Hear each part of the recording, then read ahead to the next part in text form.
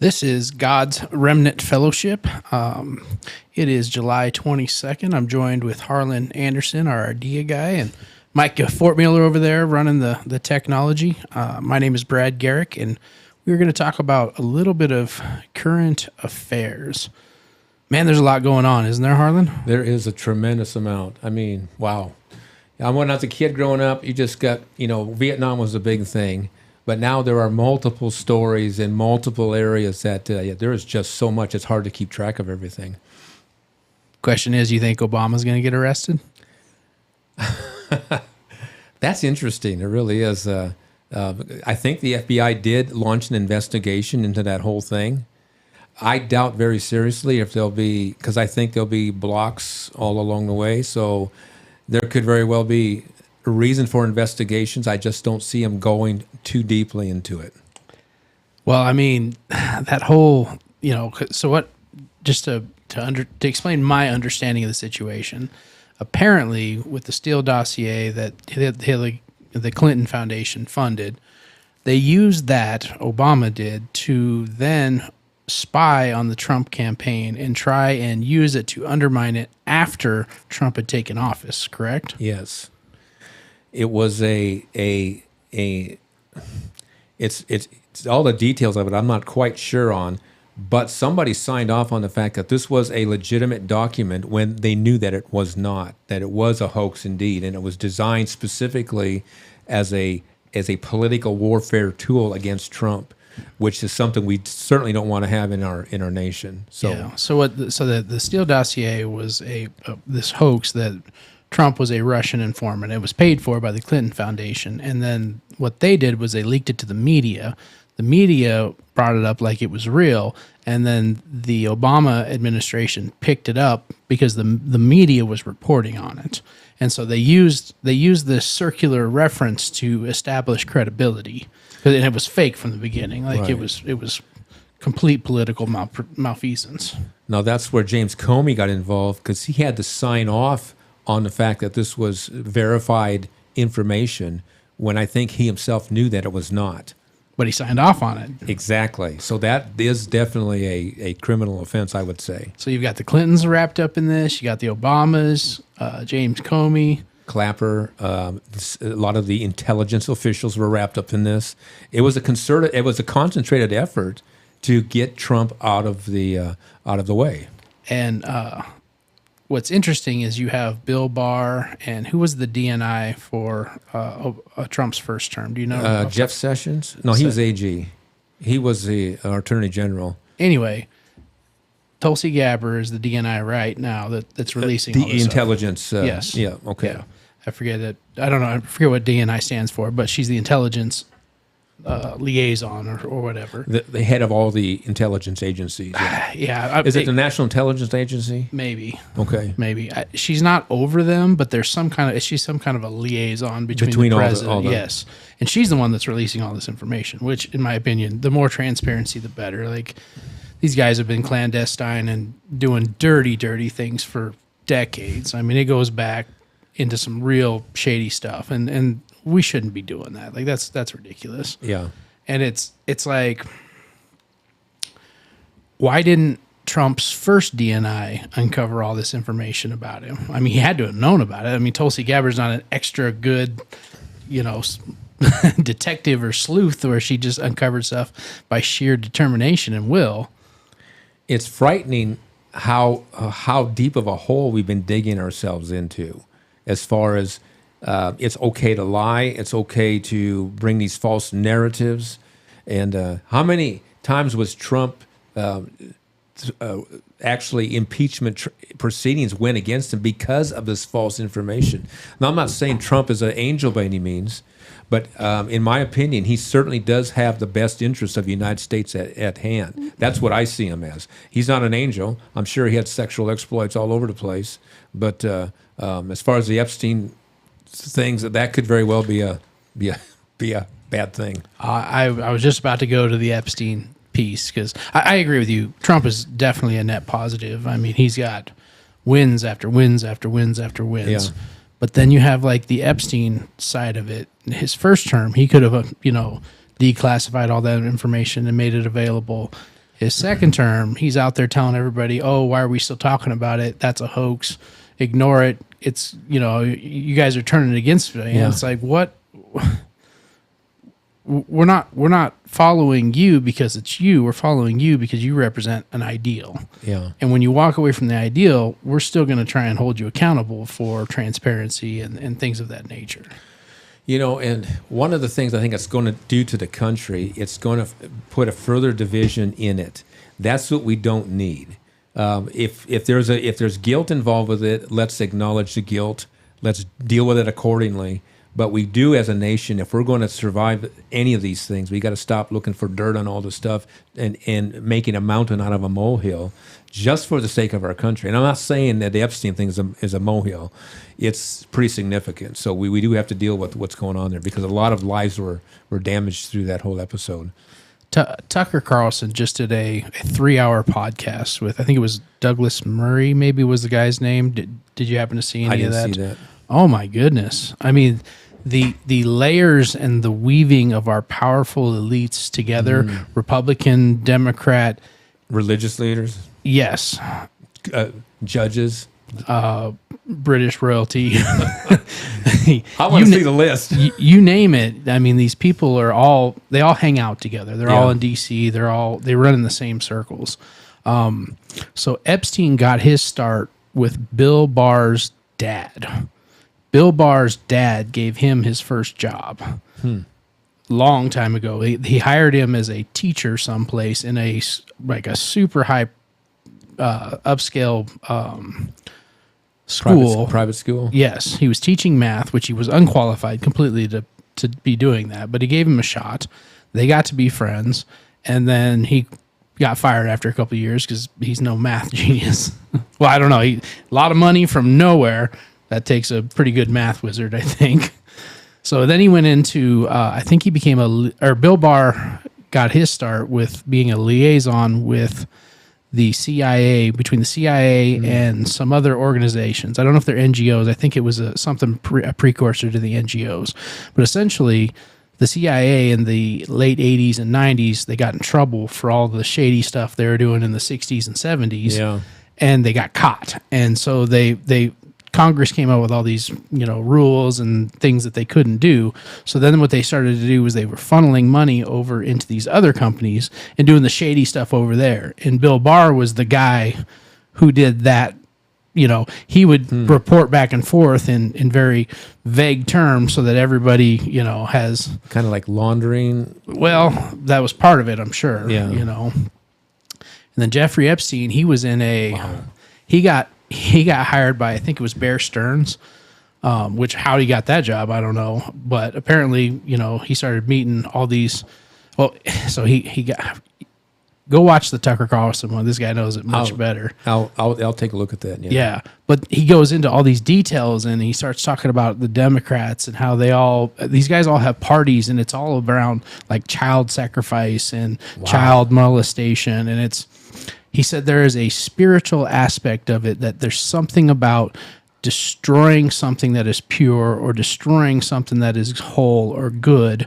There is a demonic spirit that just enjoys and revels in that. My goodness, yeah. You have the abortion industry. You have these sex slaves with these kids. You got, the Epstein, child trafficking type stuff. And we're literally ruled by these people that are doing all this stuff. It's yeah. And when you kind of take note of just what's been happening, like the past administration with the open borders and the amount of human trafficking involved with that, for people not to see that and be appalled at that, to me is we've lost our minds somewhere. Isn't there something like 30,000 children that they have no idea what happened to them? I've heard as high as hundreds of thousands of children. It depends on which statistic you're going by, but they have no idea of knowing because there was no records of any of these things. Yeah, people were just willy-nilly coming across. How could you, just subject your children to that? I understand that the dream is, send them to America, they'll have a better life. But you send them with these evil, evil people, and I don't know. I'm curious who the latest Jeffrey Epstein is, because there's still somebody out there running around doing this stuff. Yeah.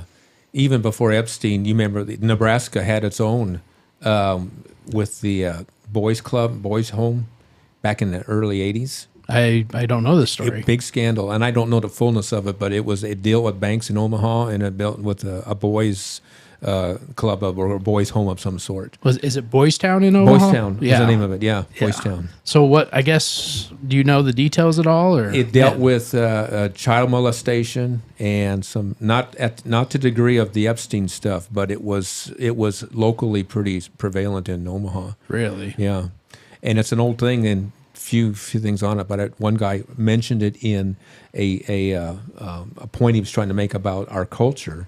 And said, see, this is one of the things that happened back then. He mentioned, so I'd have to go back and research it to get all the details on it. But yeah, I'm going to go check that out now. Because obviously, locally, we had the evil obsession. Exactly. I mean, that was a while ago, but that, right. Again, destruction of children. The Ann Cook thing here. Yeah, exactly. Yeah. Why? Okay, so here's... You start to delve into the spiritual side of it, because that's really in my opinion, the most interesting side.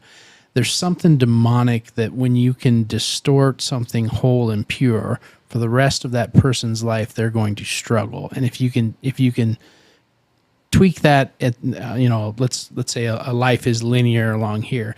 If you can push it over here, it's so much easier to get it so far off kilter. Mm-hmm. If you attack them later on in their life, it's way harder to get them, off of that, exactly. path. When they know who they are and what they're doing, and they can't be so molded by that.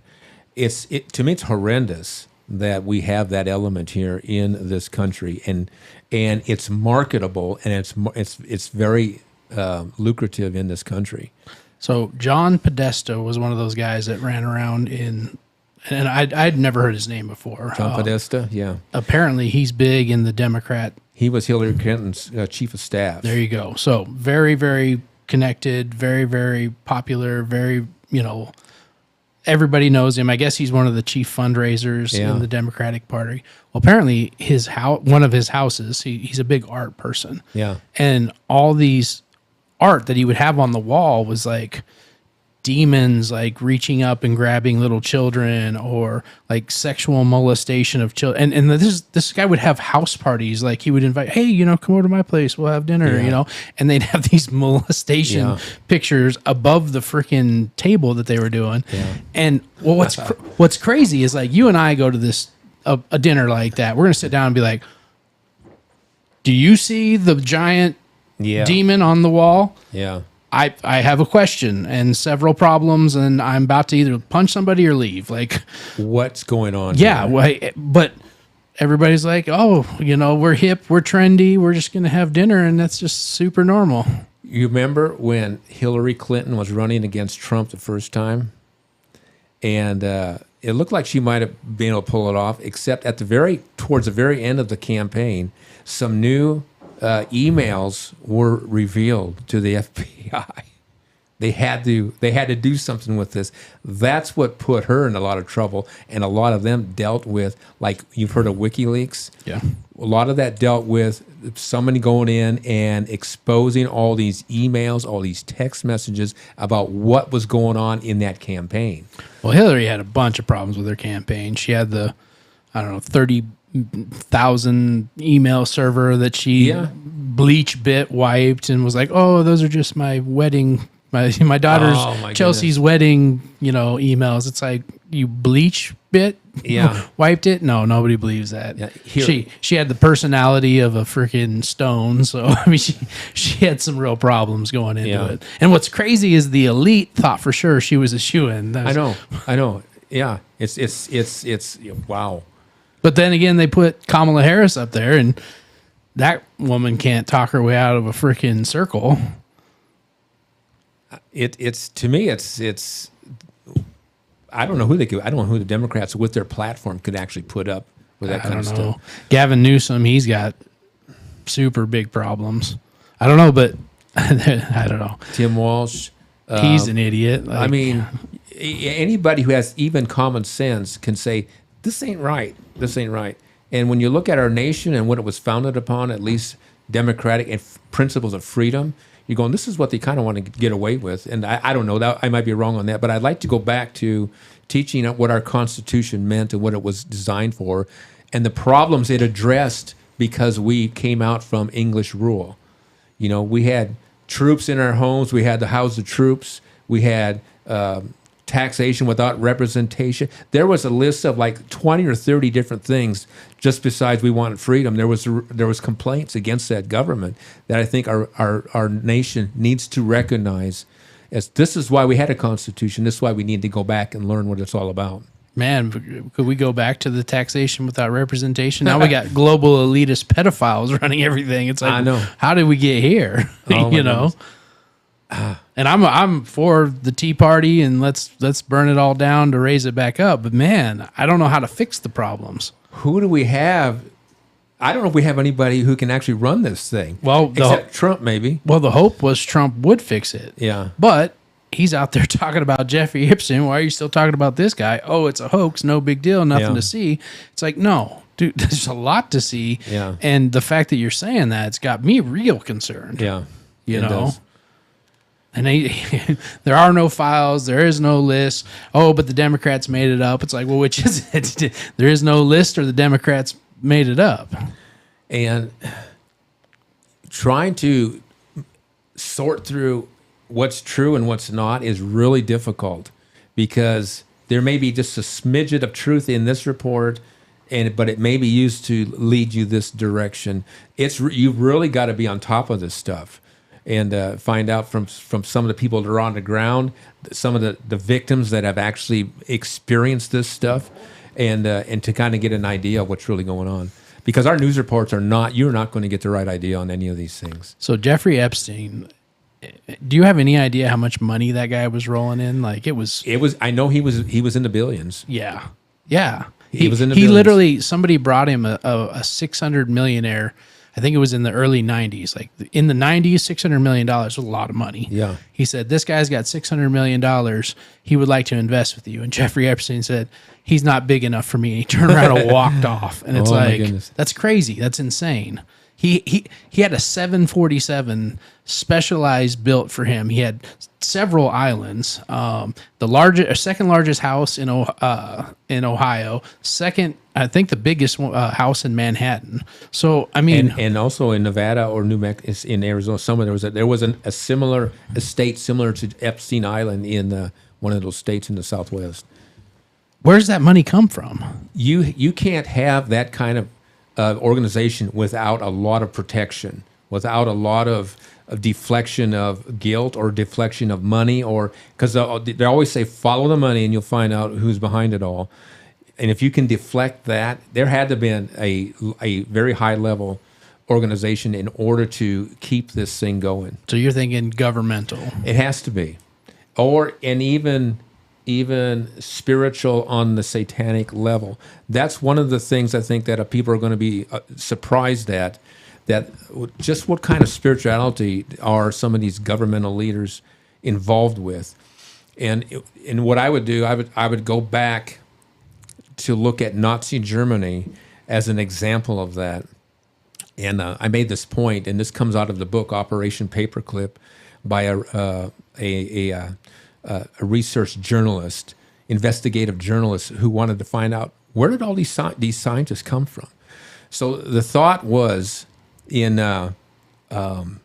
Hitler's Germany, they had tremendous technological superiority in a lot of areas over all of the Allies. In aircraft, in rockets, in chemical warfare, in what's the way to? I want to say mind control, and that's what it dealt with. But how do you get people to do what you want them to do without complaining? Basically, was they had tremendous technology in this. And when you go back and look and study, there's a guy named Doug Woodward who's researched this. He wanted to make a connection between the technology and the philosophy of Germany with their spirituality, which deals with what we'd call it calling on higher powers. Basically, it's an interesting thing. Oh yeah. And he's of the opinion that because at the time Germany had enough chemical weapons and biological weapons they did not use in World War II. And they think, this is his conjecture, that this was because we're going to lose, but what we want to do is take the seed of Nazism to other countries. So when the German regime fell, that wasn't necessarily the worst thing that could happen. They knew that they would take these scientists. Russia got a bunch of them. South America got a bunch. Of course, the United States got a bunch of them. And they implanted that seed of whatever it was behind the Nazis into America.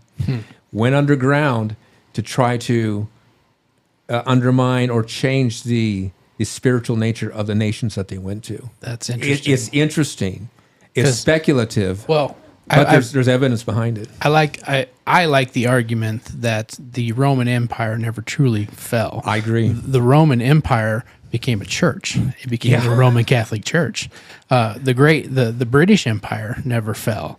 It became a bank, and those banks are still running everything to this day. That's wild. But So this Germany thing, and Hitler was wildly interested in the spiritual side of things. Yeah, like that was. He honestly could have probably won the war if he wasn't so hyper focused and spending so much resources on killing the Jews. Yeah. If he'd really just focused on the war and ignored the Jews, or employed them to help him out because they were Germans just like everybody else, he probably could have had a good shot of ruling the world. And he put so much energy and focus into that one thing, and he didn't pay attention to some of the other things that he could, like you said, he could probably won that war. Yeah, because he didn't use the weapons that they had available. They had stockpiles. This is where a gas called taboon and sarin nerve gas was developed in Germany, and they had tons of stockpiles on this. They had the V2 rockets that they were doing explosives over in England. If they put chemical weapons on that, it would have devastated the country. They did not use that, and that's part of the speculation why they didn't, was because we're going to maybe, I don't know if that's true or not, but that's part of the deal. But like you said, the Roman Empire never went away. It never did. Yeah, and the desire for world domination never went away. Well, I got into an argument with a friend of mine who's a very staunch Catholic. He was like, "That's not true." I said, "Why is it not true?" He goes, "It died, and then the Roman Catholic Church took over." And I'm like, "Okay, so the same people that were running the Roman Empire then became Catholic and were running the Roman Church. People in power that once you have a skill set and know how to, lead people and build empires, like those skills don't go away. And you don't just wake up one day and go, oh, I'm going to run a newspaper stand and I'll be happy with that. No, powerful people tend to gravitate towards other powerful people and into powerful positions. Yes. And once you have those skills, you're going to use them. Yeah. Yeah. So the question is, this is intriguing me. Did the death of Nazi Germany somehow infiltrate into other governments? For sure, Brazil. I mean, there's no argument there. Yeah, Argentina, Brazil. Yes. I'm wondering if the anti-Semitism we see in America might be the fruit of some of these undercover philosophies that have been coming up through these think tanks. Maybe. I will give you this. There is so much anti-Semitism on X, Twitter right now. It is ridiculous. Yeah. Now, you've heard of Corrie ten Boom, right? Yes. Okay. She had a brother. His name was Wilhelm, and he was supposed to take over the business of his dad as a watchmaker. He felt led to go into the ministry, and he felt very powerfully to study about anti-Semitism, even back like 1933, I think was when it was. And he had his thesis on anti-Semitism at the exact same time that Hitler had his book Mein Kampf, German or whatever that means. Yeah, Mein Kampf. Came out at the same time. And you can see the conflict already rising up between Hitler's philosophy of anti-Semitism and then Corrie ten Boom's brother, very prominent in the faith, coming against that and say this is what's going to happen. Shortly after that, they were in the Netherlands and Holland. It was horrendous, the things that was happening to Jews and to people who were helping Jews. It was horrendous. So you think the main Nazi goal was the anti-Semitic movement? because that after the war, that somehow got seeded into the British Empire. Yeah. Like they were trying desperately to keep the Jews from going back to Israel Yeah, they for were. whatever reason. And all the books I've read, they basically made it as absolutely hard on the Jewish people in the state of Israel, Yeah. or before it wasn't a state at that time, that and there wasn't a clear picture of why. Why would you make it harder on the people that closely resemble your ideals, Right. as opposed to the Muslim, the Islamic faith, which we don't have in as far as the West is concerned, we don't have as much in common with those ideologies. Part of the anti-Semitism, well, not part of a good deal of it, is a spiritual hatred of Satan to God, because the even though they messed up horribly, they were stiff-necked, yet they were still the vehicle that God was going to use to crush the head of the serpent. And I think that's where the origin of this hatred comes from. I think it's demonic in nature, and I think it's manifested through human nature. Yeah, I couldn't agree with you more, because that was the seed of Christ, and that's Right. how the And I think that's demonic where- exactly. lost their authority, and they're very upset. It's interesting that they're still taking it out on the Jewish people, and I think we've had conversations that you believe that if Satan, or you believe that Satan believes, or the demonic believes, that if they somehow could take out the Jewish people, there's some victory that they would win in Yeah. that. Could Yeah. you care to let's it's- rehash that a little bit? This is so interesting because you can look at it from a number. Here's an example of it. When the children of Israel were in Egypt, the Pharaoh said, "Kill all of the male children," and of course it was because they were afraid that they were becoming too strong and they were going to align with their enemies. And that's as far as human thought's concerned. I agree that could very well be. Well, there was a couple times. Go ahead with your thought. And so Moses got away. But that's one instance where we see an attempt to kill all of the Jewish males. We see another one attempt to kill them when Jesus was born. Kill all of the babies under 2 years old in that particular area. We see another one in the book of Esther where Haman said, "We want to kill every Jew in the world." And through the process of Esther going before the king, that was thwarted. So we see time and time again this effort to eliminate the Jewish people throughout the world. The latest one, of course, would have been Hitler's Germany. And but even before that, in Russia, they had the pogroms. In Spain, they kicked them out, and it was just, it's there. And the Jewish people represent less than 1% of all the population of the world, yet they are the most hated. It's uncanny. They're also the most successful. They are. It's absolutely. I agree. Yeah, statistically, it's not an argument. Not. It's interesting. I always took the belief that when Satan does his worst, God uses that as a conduit to birth something. Isn't that amazing? So walking through those examples, he's killing off all the babies, and Moses comes around, and Moses is one of the most prominent figures in all of Absolutely. the Old Testament Jewish tradition, however you want to say it.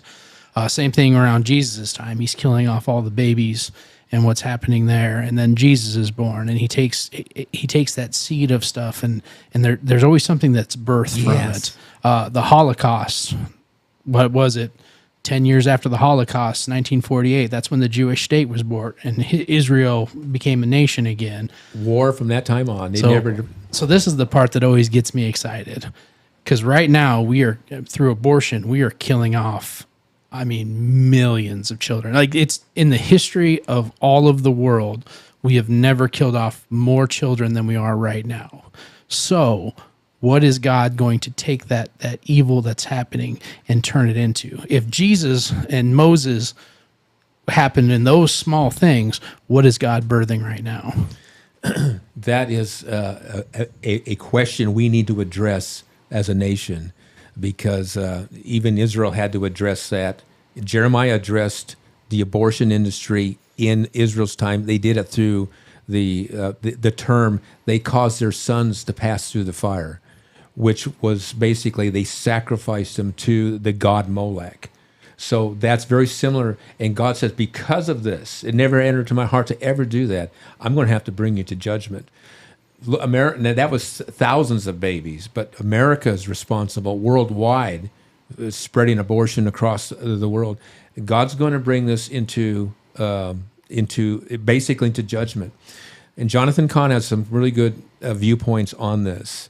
And he says, if you ever read the book The Harbinger, it was, in his opinion, it was a wake-up call for America to go back and examine, what are you doing? What are you doing? And The Harbinger happened in 2001 when the Twin Towers fell. Now, he's using that as a pattern that was established back in old Israel, as a pattern of God's trying to get the attention of a nation to wake them up, because it's going to get worse if you don't pay attention. See, it's interesting that was your thought. See, you went to judgment. Yeah. I actually think there's going to be something positive birthed And out I of agree. it. I think it's the second coming of Christ. Right. I think it's the New Jerusalem. I think it's the good, positive stuff at the end Yeah. of Revelation that hasn't happened yet. So And that's good you pointed out, because I do have a tendency to go to the judgment. I know. It's fine. I'm not mad at you. But I don't ever want to put away the fact God's doing this to bring what's the word I'm looking for? Reconciliation. He wants us to wake up. He doesn't want this to happen. He's not out there with a hammer. He says, I want you to come to me. There's forgiveness, and we don't ever want to lose track of that. And I do get off on the wrong side of myself sometimes, but that is the most important thing, is the grace of God. And he wants us to be successful. He doesn't want us to have to he doesn't want to have to spank us. Me and Pete always argue that point. Pete, if you're watching, love you, man. He always thinks that we're past the line, and America's going to be judged, and I think there's always room for forgiveness. But there comes a point, and I will concede this to you guys, that there isn't forgiveness forever if you don't turn around. Exactly. There is a point where of no return, and Yeah. I will concede that in a heartbeat. And what's interesting, because Jonathan Cahn wrote a book called The Harbinger 2, which dealt with COVID.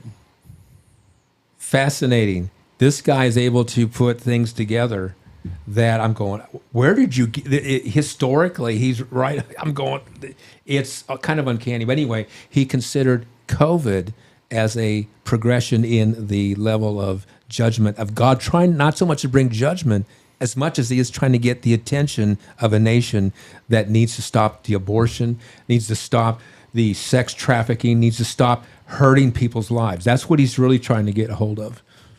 Yeah, I don't know. I see COVID as a governmental process that they created the pandemic and then they pushed it as far as they could just to see how much control they can truly exact over people's lives. And it was terrifying how far they took it. It was. Or were able to take it before was. people finally pushed back. I was working for Union Pacific at the time, and they said, you have to get the COVID shot or you're going to be you're going to lose your employment. And it came within a month of that deadline, and they said, nope, we're going to back off on that, because I wasn't going to take the shot.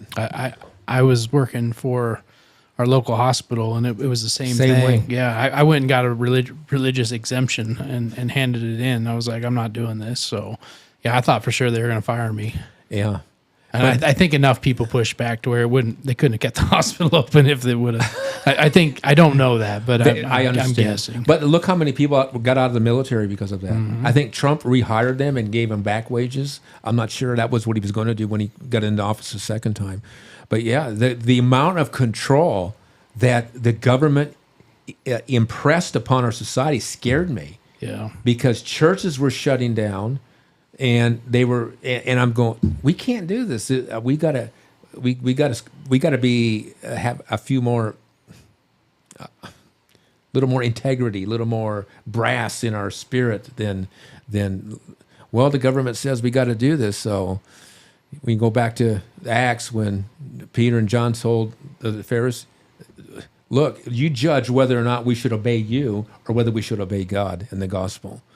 And so, hey, look, if you got to beat us, but we're not going to back down on this. It was such a terrifying time because the churches were closed and the liquor stores were open. Yes. And it's like, and the Yes. churches didn't fight back. I They mean, did not. one or two in, certain areas did, but by and large, everybody went, Yeah. well, okay. And this, even in this country, wasn't even the worst of what happened. You look at Australia and some of the European countries, they were a lot more totalitarian in their approach to the people than what the United States was. China, I forget, was it 1 million Uyghur Muslims? Yeah. They were locking them in their, like literally bolting them in their apartments until they died. And they just died in their apartments because they couldn't get out of their own house. Yeah. That's insane. So the era that we're entering into, I think, as Christians, we need to, as for me, as what Joshua said, as for me and my house, I'm going to serve the Lord. You do what you got to do, and I'm going to do what I've got to do. And if I lose my life, my finances, I believe I'm better off serving the Lord than I am obeying the fear of man. But it's such a hard thing to understand. Oh, yeah. When the whole crowd is moving one way, it's so easy to think this is normal and this is acceptable. I watched there was a little clip on my phone. I was wide awake 3:00 in the morning this morning, so I'm doing the TikTok-y, YouTube shorts Yeah. or whatever, and this it was a professor clip. All the students sit down, and he walks over to one random student, and he said, "Get out." And she was like, "What?" She was like, "Leave my classroom immediately." And then she was like, "I don't understand what's going on. You need to get out." Like, kicks her out of the classroom. And then he turns around and he starts lecturing a little bit on justice. And he goes, "Wait a minute, you guys, just a second ago, what I did, was that right?" And they all are like, "No, it was not right at all. I mean, why did you do that?" And he's like, "Not a single one of you stood up for her. That was wrong from the get-go." And not Wow. a single person raised their hand and said, "Wait a minute, what's going on here?"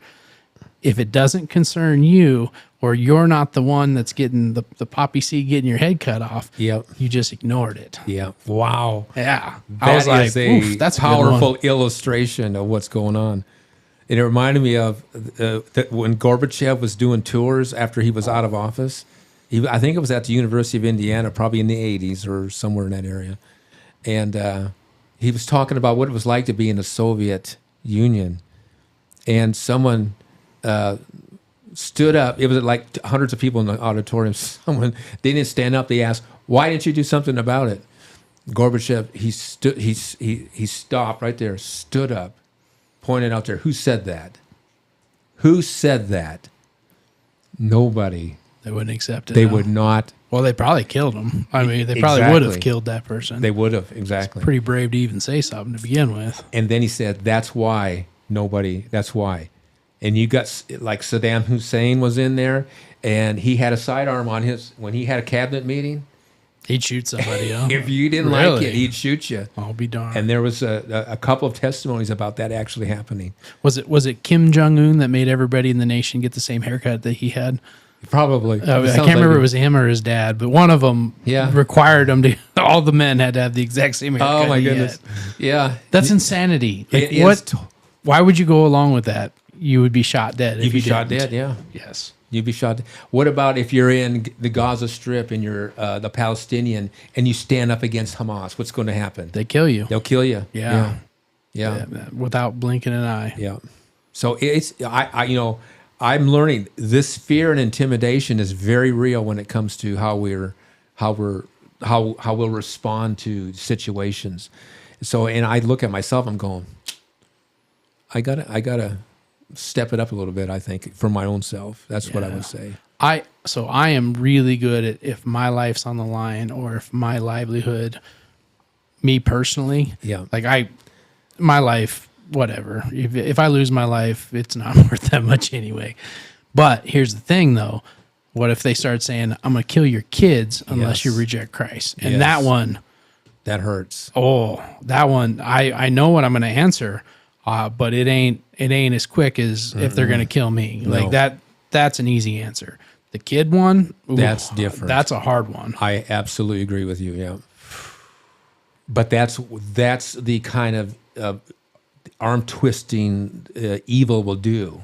They'll try to find something that they can leverage you with, and so that's why I think we have to teach our kids. You don't follow me, you follow Christ. He's the only one that won't desert you, that won't fail you.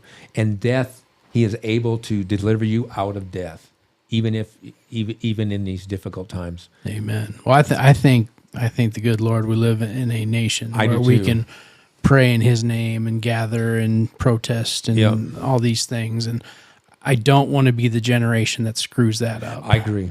And I think, and I've seen where in our country, even though this what they call it, the deep state is there, For sure.